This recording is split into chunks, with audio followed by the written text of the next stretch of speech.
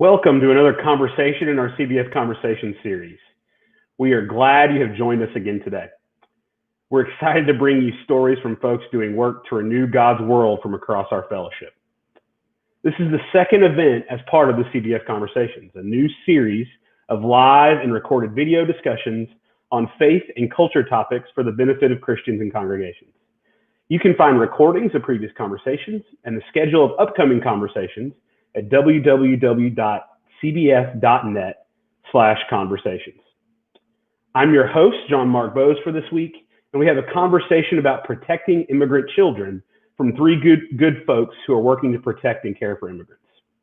But before we start our conversation about what you can do to protect immigrant children, you should know that you have the opportunity to ask questions of our three panelists. If you're on Facebook, comment in the panel on the right, and we will attempt to do our best to get to your questions. Unfortunately, we can't promise that we will get to every question, but we will do our best.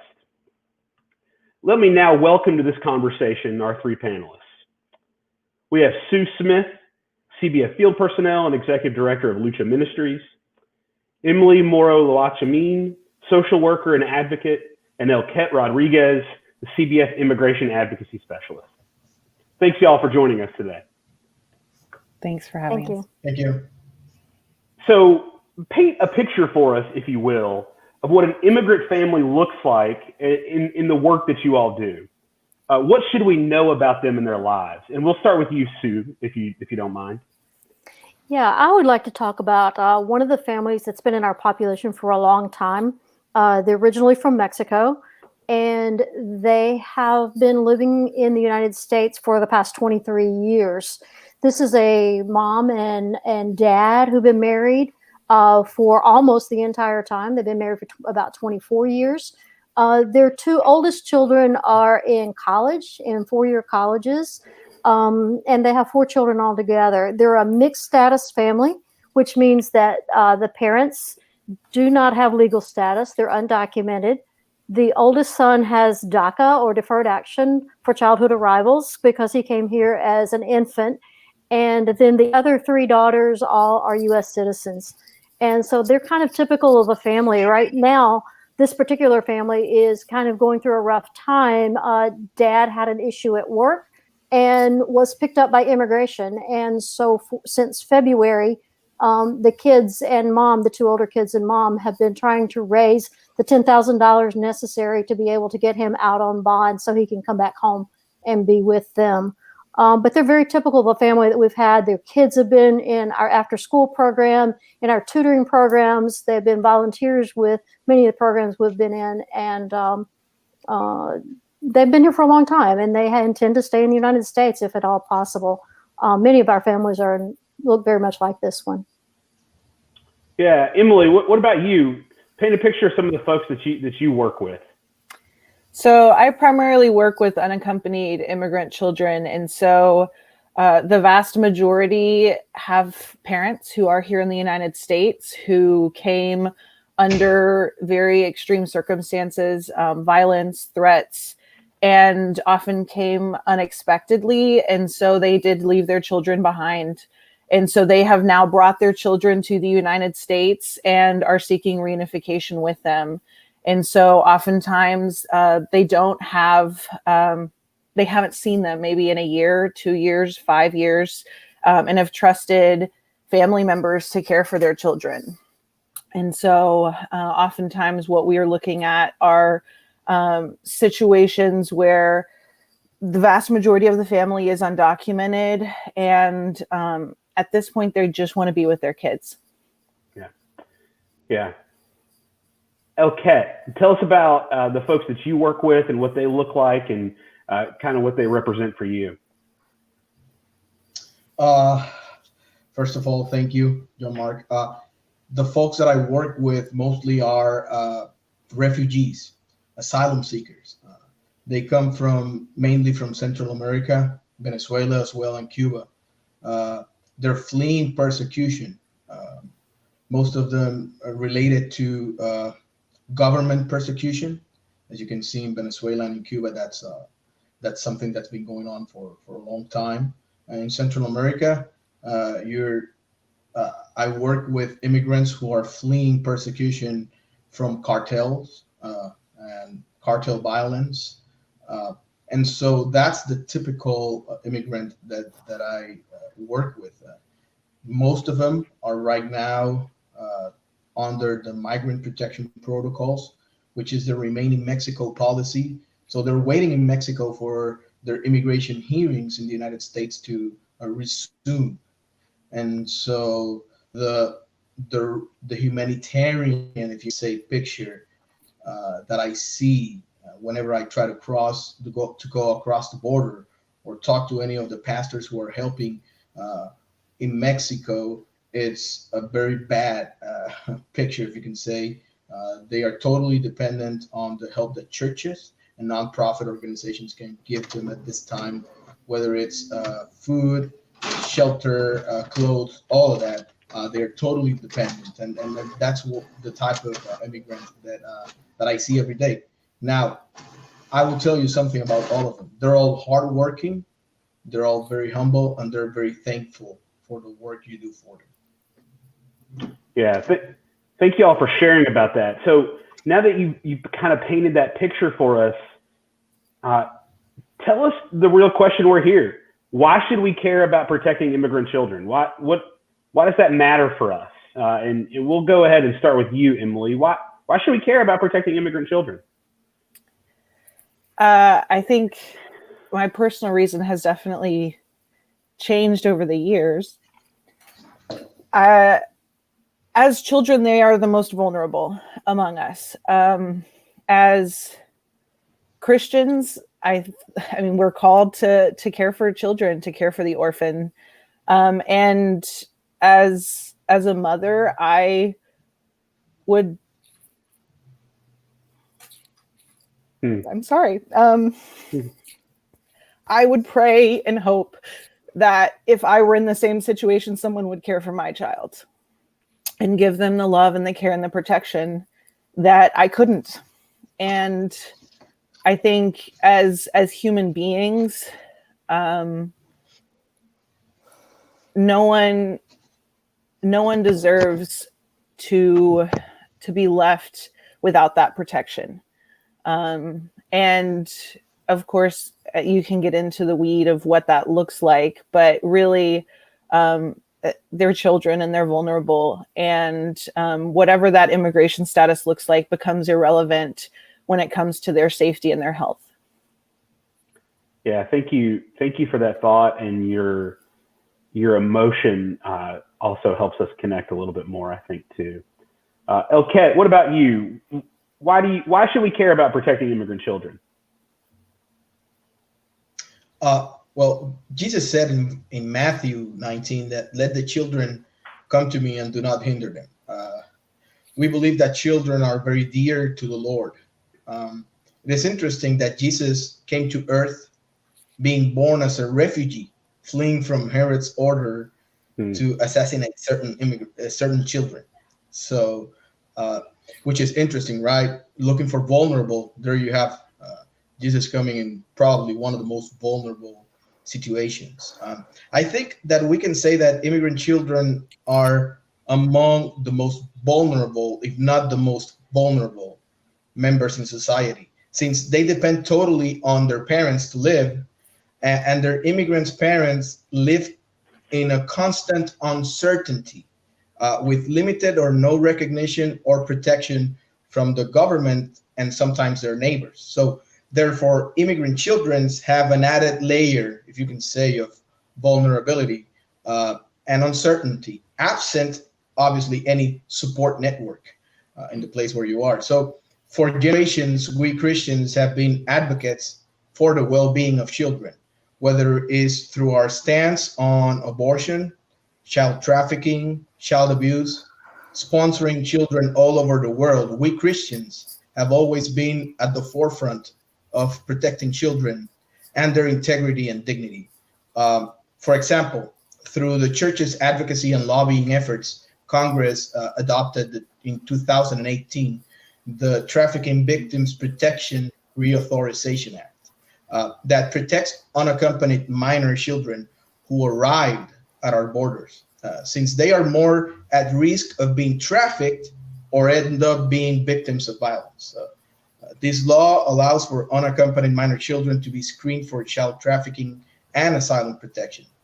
That law is being evaded today, but the interesting part is that we as Christians were a part of that law becoming and being enacted. And so I think that there is a history of us definitely as Christians based on our faith advocating for children, including migrant children, especially when, like I said, Jesus came to this world being a migrant children as well, or a refugee child. I'm sorry.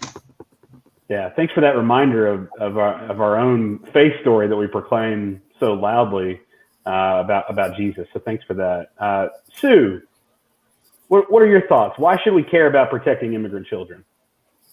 Well, first of all, when you talk about immigrant children, you're not just talking about the children who have come here as immigrants themselves. You're also talking about the children who have immigrant parents. And we often lump that into the category and consider those as immigrant children as well, because their parents are foreign born. Right now, according to some of the statistics that I read recently, 88% of the children of immigrants are actually U.S. citizens who are growing up in the United States. And those kids are our future leaders of our nation. They're going to be our future teachers and our policemen and potentially our president one day. They have the opportunities that are available to all of the U.S. citizens. And it's very difficult to just look at a child and say, well, that's an immigrant child, or that's not an immigrant child, that's a U.S. citizen. Children look all the same. Right now in our country also, 1 out of every 4 children comes from an immigrant family. And so it's very important for us to remember this and not place these children that we want to call immigrant children in a different category, and to give them every opportunity available to make an investment in the future of our nation by investing in our immigrant children. Yeah. Thank you all for sharing about that. So, I think the hot button issue right now when we're talking about immigrant children is kids being separated from their families at the border. And this story became so prevalent in our minds a couple of summers ago. And I think just about all of us can agree about how abominable this really is, to separate kids from their families. So what's the current state of children being separated at the border? And what's being done about that? Emily, if you'll go ahead and lead us off with that one. Yeah, I want to go back a little bit to outline what led to that happening, because it will definitely provide a little bit better context. So the first time we really saw unaccompanied children coming to the United States was in the 1980s due to the Civil War in El Salvador. And so there were no protections in place, and we had no laws in place to really help them. And they were being detained with adults. And obviously that presented a number of problems. And so they began a legal lawsuit to change that, to provide protections for children, which about 12 years later in 1997 became the Flores Settlement. And that Flores Settlement is what actually guides how immigrant children at the border are to be treated and what rights and protections they have. And so what happened in the about 2014, they were detaining families together. So they would detain the parent with the child. And again, this led to a lawsuit because they were detaining them in adult detention facilities and not providing what was legally required by the Flores Settlement. And so this lawsuit then determined that the same children, if they come with their parents, also have to be provided with all the same rights that the Flores Settlement provides, which is being detained in the least restrictive environment. It provides for medical care. It provides for clinical services and case management services, and a wide breadth of things that we provide to these immigrant children. And so since there were no detention facilities in the United States that could meet those requirements, there really were, I guess, 3 options that you could do with these families. Again, detain them together, but there are no detention facilities that would allow for that. The second option would be releasing the children with their parents. And that is what was happening under the Obama administration that became known as catch and release. They would, again, process the families, give them a court date, and then allow them to leave on their own recognizance. And so what happened, as you said, a couple of summers ago, is the Trump administration decided to go for the third option, and that was to detain parents and separate the children and process them separately. So what actually was meant to be a protection for these children and these families under the Flores settlement became the law that allowed for this separation to happen. So once they reversed course after those few months of separation, that is no longer the policy. They're no longer actively separating parents and children at the border.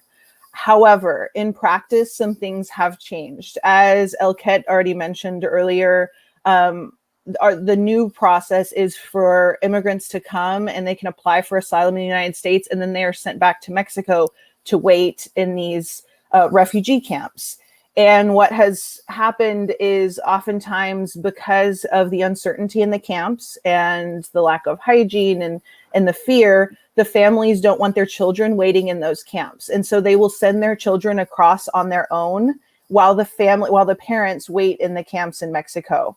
And so by default, there is a family separation happening, even if it is not an active policy. And so the children are being cared for through the Office of Refugee Resettlement with all these protections under Flores, but their parents are sometimes still sitting in Mexico waiting to come to the United States. What has actually happened since COVID? There was an emergency order put into place, and children are no longer being referred to the Office of Refugee Resettlement. They are being moved to hotels along the border and cared for by private contractors in these hotels as they are processed for immediate removal, deportation without the due process that they should be afforded under the law. Just last week, a judge did order that this could no longer happen and that these children needed to be processed and placed in ORR custody. And so obviously attorneys and advocates are waiting to see that actually happen. But that has been in place since late March, early April of this year. Gotcha. Thank you for sharing about that. Elket, so clearly family separation is still happening. What can we do from a policy standpoint to change this? Well, there are certain things we can do. First, I say there are reactive measures and there are proactive measures, right? There's reactive measures that you can take because the policies right now being implemented. Children are being deported back either to Mexico or to their country of origin without their parents, and sometimes without even being screened for asylum and child trafficking subjects. So that's a real problem. Now, reactive, we can continue to help organizations who are feeding, sheltering, and providing clothes to migrants in Mexico. That's what we can do. We can definitely do that. We can also start calling on our senators and Congress to put pressure on the Department of Homeland Security to change this policy.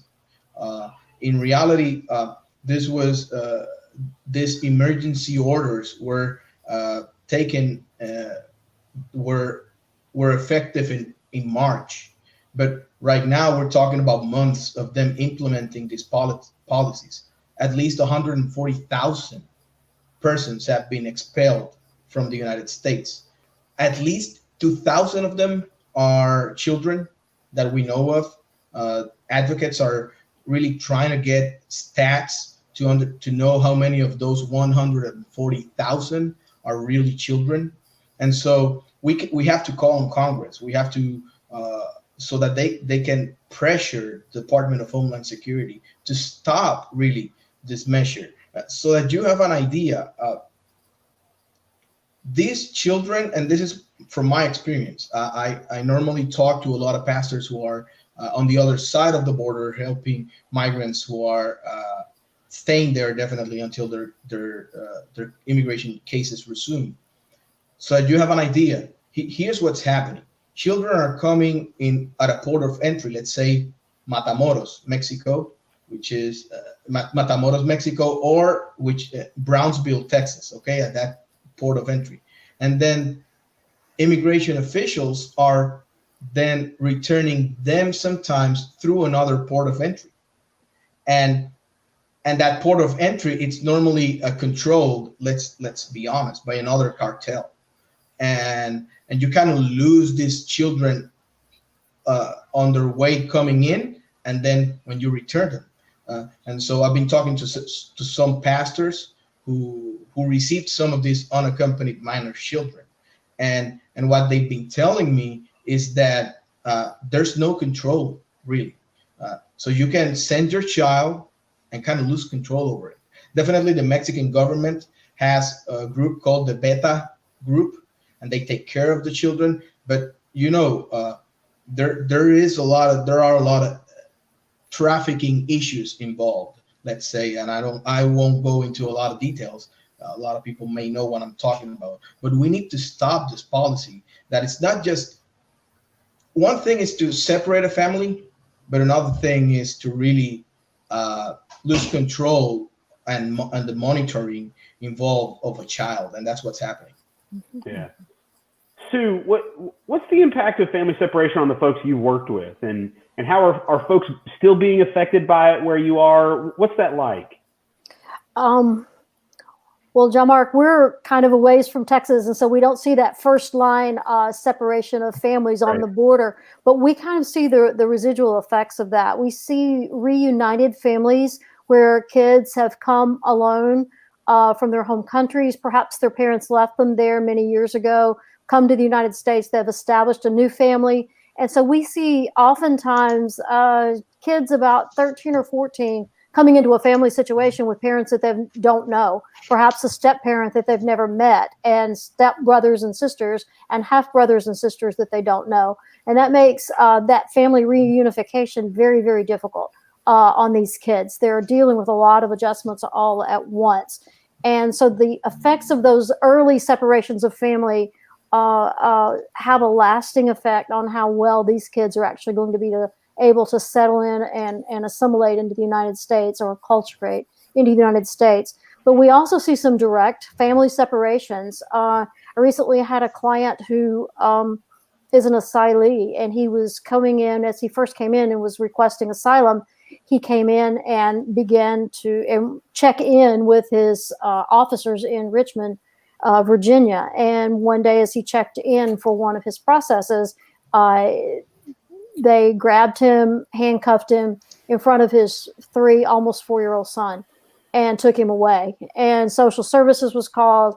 They tried to get in touch with the mom, but this little boy had crossed Mexico in the care of his dad and had been only he and his dad for about 1.5 years. And so it's very, very traumatic for this little guy to see his dad on the floor in handcuffs and being led away. So family separation happens for us, I believe, in a different way than it does on the border, but that happens in communities all across the United States. And that may be a little bit closer to home for some of our folks to actually understand and visualize, as they think that this is a kid that could be in your local school, and this could be happening to them with a parent right now. Yeah, I think it was important, Sue, that you highlighted the secondary effect of what family separation has been. So I thank you for sharing what that looks like and how it affects both primarily and secondarily down the line. That's important for us. So as we all know, we're in the midst of the COVID-19 pandemic. It's claimed over 190,000 lives in the United States alone. But moreover, COVID-19 has affected the marginalized communities the most. What are some of the impacts you all are seeing of COVID-19 on the families you work with and immigrant children? What can be done to help protect immigrant children in this time as it concerns COVID-19? I mean, from physical impacts to economic impacts, what are some things that can be done? And Elket, we'll start with you on that question. Yes, what I've seen is that families are exhausted and children are exhausted. with that, I could leave it at that, and that would be true about what they're experiencing. But children can't, or I mean, they don't know how to express it sometimes. But I know they're exhausted, scared, and confused. A pastor who works with immigrants every day told me about a month ago that one of the child at his church, who is the child of an immigrant, was experiencing right there in a church, was experiencing a deep anxiety, and you could see it, and they had to intervene to work with him. And so many, but to understand what's happening with children, you need to understand what's happening with the parents of the children. So many immigrant parents are desperate to survive. Many are unemployed, evicted, depending on food pantry ministries. And this is what I'm seeing here in South Texas, okay? They can't go back to their own countries because the situation is worse there.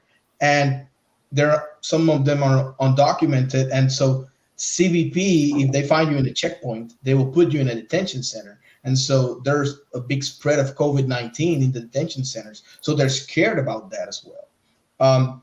Many are getting sick, and because their parents can't get tested for COVID-19 because they ask for a license, or sometimes you don't get the service, they are dying right now in the Rio Grande Valley area. We have more than 1,000 deaths of COVID-19. Many are getting sick. Family and child abuse are increasing, and that's a big issue because of the quarantine. About a month ago here in South Texas, we had the passing of Hurricane Hannah, and a lot of families lost everything they had, and the only place they could go was to their neighbor, who is also an immigrant. And so you have a little trailer with 10, 12 people living inside. If you ask me, and I don't want to paint that picture that's not true, but to them, the world is falling, and children are suffering from this. They don't have sometimes counseling to deal with these situations. And so you have the added pressure of going back to school without the proper resources. Some of them can't take classes online. They don't have the proper equipment. They can't go outside to play with their friends. So the world is falling for them. They are scared. They might not express it in a rational or logical manner, but you can see it in their eyes. And that's my experience. Whenever I go to Matamoros, Mexico, or whenever I go to the colonias or little neighborhoods, unincorporated neighborhoods here in South Texas, and you can see it in their eyes. Yeah. Sue, what are your families that you work with experiencing? How's this impacted them, and what's that look like? Well, John Mark, early on, our school systems here in Virginia began to go online, and everything for, I think, everybody across the nation began to deal with online learning. And I began to network with a lot of the families that didn't have transportation to go to the schools and pick up the computers or the tablets or whatever they were providing for the kids to use, and to bring them to the homes. And we thought, well, we will just get all the kids online and they'll be fine. But then I had families calling me with saying, where's the button to turn the computer on?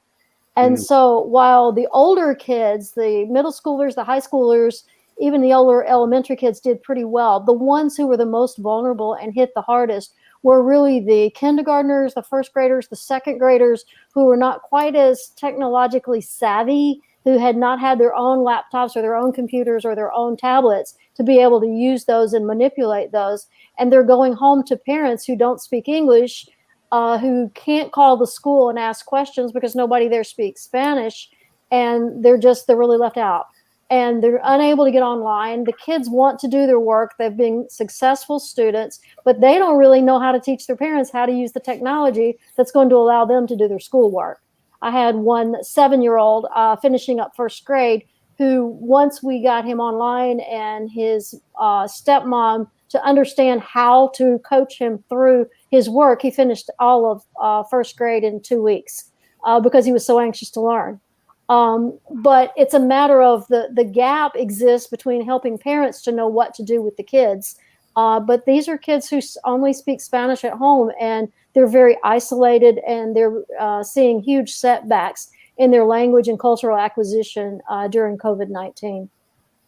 Yeah, I think we've all struggled with the school situation in this climate, and I can only imagine how much more that's exacerbated if you're someone who hasn't acculturated to what that looks like yet. So I'm glad that's work you are getting to do, and thank you for sharing with us about that. Emily, what about you? What's it like? What's it like for the folks you work with? So briefly, nationally, I think that, we know that African American and Hispanic populations are disproportionately affected by COVID-19 and have had much higher infection and death rates. And I think we just need to recognize more than anything that is because they are our essential workers. They are the ones who have continued to work in the fields. They're the ones who have continued to work in our meat processing plants, in our just factories. They have continued to work, and primarily because they can't afford not to. And so whenever you have a situation in which there is no choice to get to work from home, as many of us have had the privilege of doing, you also don't necessarily get the privilege of choosing virtual education for your children. So whenever the choice is to send them back or to keep them at home, you have to send them back. And so there are additional levels of exposure at each step in that process. I will say in just even how ORR and how just unaccompanied immigrant children, how there have been responses to this. Everyone's in the same boat and still figuring out how do we respond to this. However, what has absolutely amazed me is how we rely on foster families to care for these children. That who cares for the children, and we provide the services. And we had foster families in our community who continue to receive unaccompanied children in the middle of this crisis. So they were quarantined with their own children, working from home, and still willing to open their doors and care for immigrant children, which was absolutely beautiful and completely humbling to observe and to see. But at the same point in time, it's just like other essential workers, staff who are working with these immigrant children are continuing to expose themselves because it's not something that can be done virtually. You have to be there in person to care for these children. And so I think on all levels, immigrants have been very much disproportionately impacted by this. Yeah, hearing some of those stories about people opening their homes to take in kids who have been impacted, that is, the word you used about beautiful is really true. It's beautiful, and it's hopeful. And that's something I find to be positive in the situation. Our next question is from Facebook. And the question is, are there effective and impactful advocacy tools and strategies that you would encourage individuals and churches to take that you have seen make a difference? And Elket, we'll go with you first here. What are your thoughts? Well, in reality, there are many things churches can do. First, they can feed and shelter immigrants who are being evicted and don't have a job during a pandemic. Like I said, I'm going to start with the reactive ones, right? Because those are the ones that we can take right now to help someone right then and there. They can advocate for immigrants in Congress through the political process. Church members can become licensed to sponsor immigrant children and families.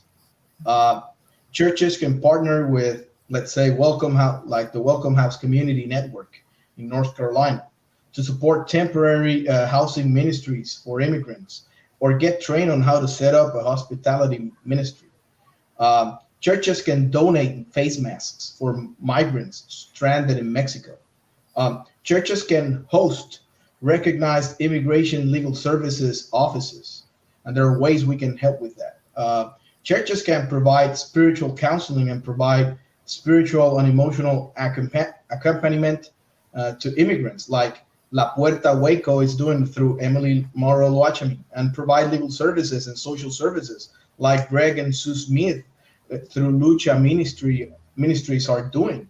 And you can help feed, like I said, through Fellowship Southwest and Hearts for Kids. So if you are within the CBF, let's say, network, there are a lot of people who are already doing this, and we can definitely help you, train you, help pastors, churches, church leaders in all these aspects.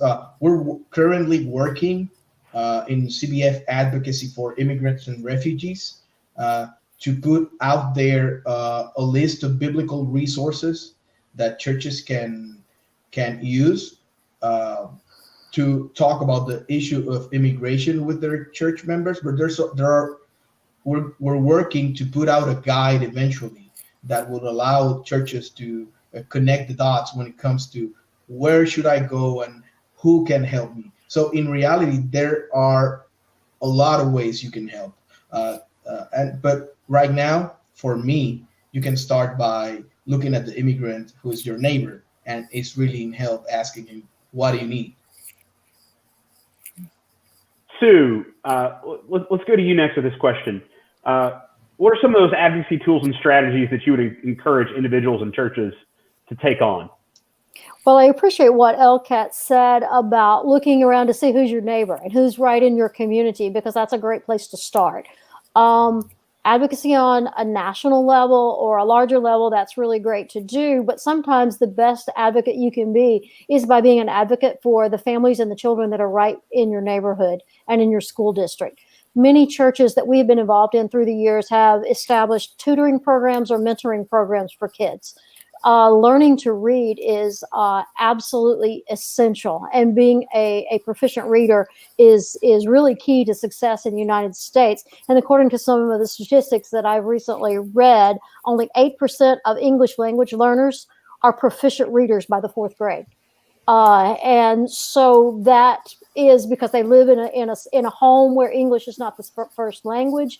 And when they begin reading in 1st grade, in kindergarten and 1st grade, they don't have anyone to correct them. They don't have anyone to listen to them. They don't have anyone that's going to be able to help them improve their reading at the level that it needs to be. And so many churches are very well equipped with teachers and educators in their congregations to be able to start a tutoring program, formal or not, in collaboration perhaps with your local schools or within your church or within a community of immigrants that lives nearby your church. Families, regardless of language, a lot of people think that the language is a barrier, but when you're willing to help people's children, they're very willing to allow you that opportunity to come in, to develop those relationships with parents, and to be able to assist the kids. And I think that's one of the greatest ways to do it, is help them educationally, because we're well equipped to do that, and parents often are not for lack of desire, but simply because of lack of language. Yeah. Emily, what are some of those tips and strategies you might offer to churches and individuals? Yeah, I like that so far we really are looking at more of the local approach. And I think that's because immigration is such a big issue, and it takes a lot of time and energy to truly know enough to know where to engage on a national level. And not everyone has the time and capacity to do that, but on a local level, we can. And more than anything, I think it would be looking at, do you want to make an immediate impact, an intermediate, or a long-term impact? And then looking at it in terms of scale as well. And so looking at, as Sue said, can we help children today? But then if you're looking at intermediate or long-term, can you begin advocating that the school system have more Spanish translation for parents? We have over 65% Hispanic families in the Waco School District, and yet they have one translator for Waco ISD. So when flyers are sent home to parents about information, they're not in Spanish. And that means not all 65% don't speak English, but can we advocate for some of those steps? Can we advocate, for example, for obviously when COVID ends, but when when parents want to visit children in the school system and they don't have a school ID, they don't have an ID, so they can't get in to meet with a teacher. They can't get in to have lunch with their kid. Can we advocate? We've created here in Waco, we have a Waco ISD parent ID, and they will run their background check in ahead of time and give them a parent ID so they can visit their children and be involved in their children's lives.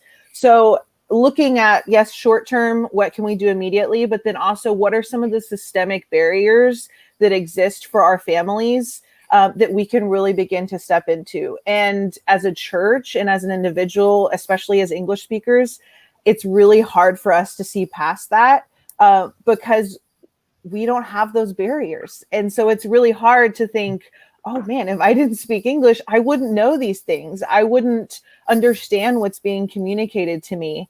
And so, I mean, looking at those gaps, again, in Waco, we have 3 Spanish-speaking counselors for 40,000 Latinos. That is insufficient. And so how do we begin to just look at these systems, look at these different services that exist, and how can we advocate for those? How can we tell our local communities, we really want to invest in paying for a low-income counselor because we know the trauma that immigrants are experiencing. We really want to invest in having Spanish services through the school. We really want to invest and become advocates in that way through your local systems. Yeah. So Emily, you were talking a bit earlier about foster care, and that's a question that's come in on Facebook about foster care. And the question is, what are some resources to explore or support that provide foster care for Spanish-only speaking children? And also within that, have you found that foster families are adequately equipped to care for Spanish-only speaking children too? Sure. So I think there's 2 levels there. There are the foster families, obviously, that work with these immigrant children, and that is short-term care as we find their family and reunify them in the United States. But there's also state foster care, and there are Spanish-speaking children that end up in state foster care. No matter which one of these we're talking about, foster families are always licensed through the state system. So they go through the same process that you would for any CPS, any child protective fostering program. And so they have all of the same tools at their disposal. Now, in terms of the Spanish speaking part, I think, again, that comes with a caveat. Are they equipped? I believe that a loving home is always preferable to having a child in a shelter or in a group care home. We have seen absolutely wonderful parents who don't speak Spanish care for especially the younger children, 4 or 5-year-olds, because they communicate through play. They communicate through pointing and touching, and they learn language so quickly that within a week or 2, they at least are able to communicate their immediate needs. And, pizza is the same in both languages. So, sometimes there's some really basic ways that they can bridge those gaps. And so where I do think there would be more of a barrier is more long-term care. If they were to take on a child for 6, 9, more of a CPS model, that would probably pose a little bit more of a barrier. But I will say that I know, at least in the state of Texas, there's a deep lack of foster families, even in the CPS system, who are willing to take on Spanish-speaking children. So that in and of itself is a need as well. Yeah, thank you for that. Sue, what about in your experience? What's that like for you? Well, we find oftentimes that children end up in the foster care system for short periods of time, and family reunification is definitely a goal. I think it's very important for foster families to keep an open mind about why kids have ended up in foster care in the first place. Many times I have kids who have gone into foster care for what ends up in the end being a misunderstanding at any particular time. And so I think we're quick to jump to protect the children, but quick to jump to blame the parents at times when sometimes that's not, they're not there because of neglect or abuse. They're just there for another situation. But there's a lot of very strong cultural values within Latino culture. And I believe foster parents, foster families would be well served to be aware of what those cultural values are and to emphasize the positive about the culture and cultural background of the kids, whether it's long-term care or whether it is short-term care. Great. So kind of one of our last questions here before we close out for the day. According to the Migration Policy Institute, immigrant children make up about 32% of kids who live in low-income families in the United States. So essentially, a third of low-income children in this country are immigrant children. So let's talk about the interconnectedness of poverty and immigration in this sense. What have you all experienced about immigrants and poverty, and how are they impacted by poverty in a way, and what can we do to help those folks? And Sue, we'll go to you first, if that's okay. Sure. I was just talking about the values, so this is a great follow-up question because there are many cultural values that are very strong in the Latino culture, and I think those can serve as protective factors for families. And so when you look at the statistics on poverty and immigration and poverty, children in poverty in general, there are many times the children who come from Latino families or immigrant families are doing better than children who live in poverty who are African American or white. Not always the case, but there's some protective factors that are there. More Latino children who live in poverty tend to come from two-parent families, two-parent homes. More of them tend to have parents who have some education. They may not have a high school diploma as it is recognized in the United States, but they may have achieved the highest level of education available in their home country. So the value of education is high. That's a protective factor. The two-parent home is a protective factor. And some of those very, very strong cultural values are also very important in terms of resiliency of the kids. Sure. Emily, what about in your experience? What's that impact of poverty like on immigrants that you see, and what can we do to help in that situation? So I don't think this is necessarily something that's exclusive to immigrants. I think this is where really those systems that overlap come into play. And so when we look at our minimum wage in this country, if most of our immigrants are working for a minimum wage, it's not a livable wage, which places their children in poverty situations. If we begin to look at even protections for housing. There are a lot of problems in our community with immigrants having a rent to own contract with someone. But because of the language barrier, what they signed was really just a rental contract.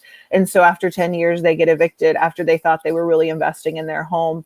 And so a lot of the issues that really impact any impoverished family, any poor community, are exacerbated for the immigrant communities because of the language barriers and because of the lack of legal protections. Great. And Elket, what about what can we do about immigrants in poverty? How can we help? Yeah, from my experience working with immigrants, poverty is an issue, especially among immigrants who don't have a legal status. Because obviously they're going to have to work for an employer who is either not going to pay them the fair share, what they're supposed to earn, and so they're going to be underpaid. And so poverty and immigration tend to correlate whenever we're talking about people who don't have a legal status. That's why DACA is so important, because DACA allows young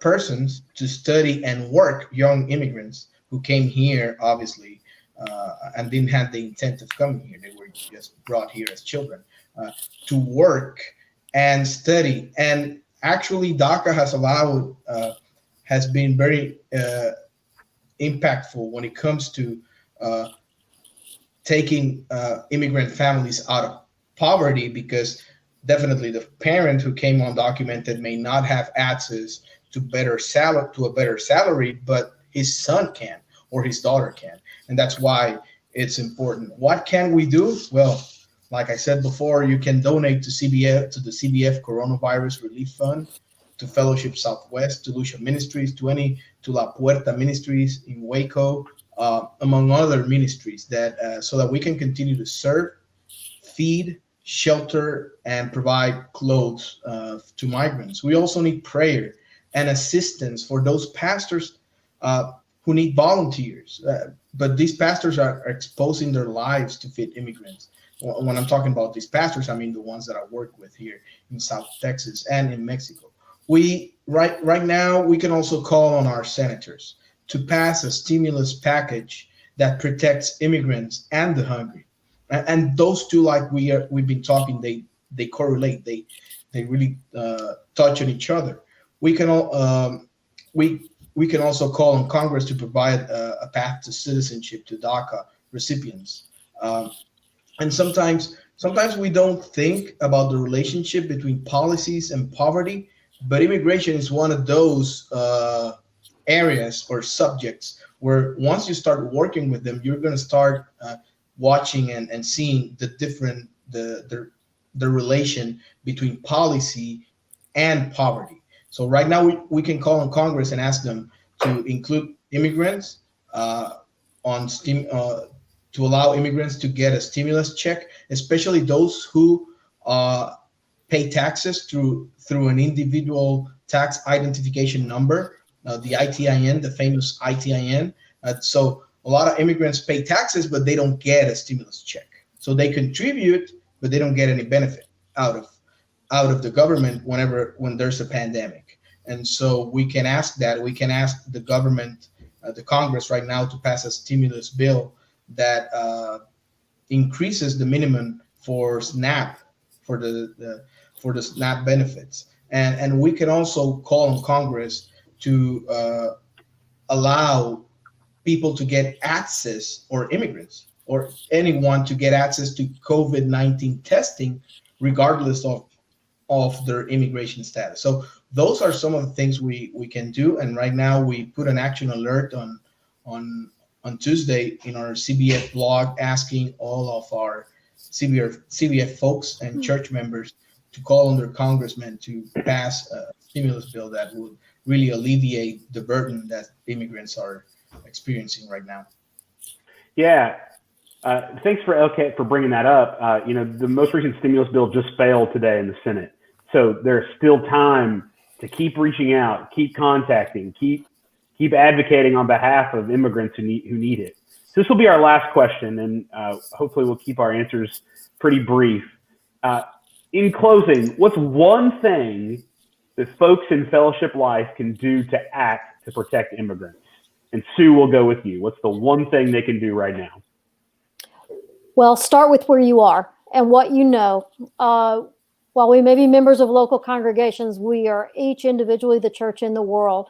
So understand who you are, what your calling is, what your passion is, and use that as leverage to advocate for immigrants within your local community, whether that's in a school setting or a business setting or a legal setting. It doesn't matter. Use what God has already given you and where God has always placed you to advocate for immigrants.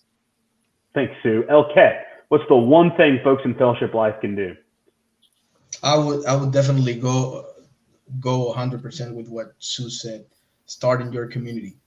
Look for your neighbors. Look, where is the immigrant that's nearest to you, and ask him what does he need, and provide those needs. Let's be the church. I mean, we're not asking for you to start an organization right away. If you want to, we're here. You can contact us, but really start where you are. And like Sue said, I mean, that's right on point. That's the most you can do at this time. Yeah.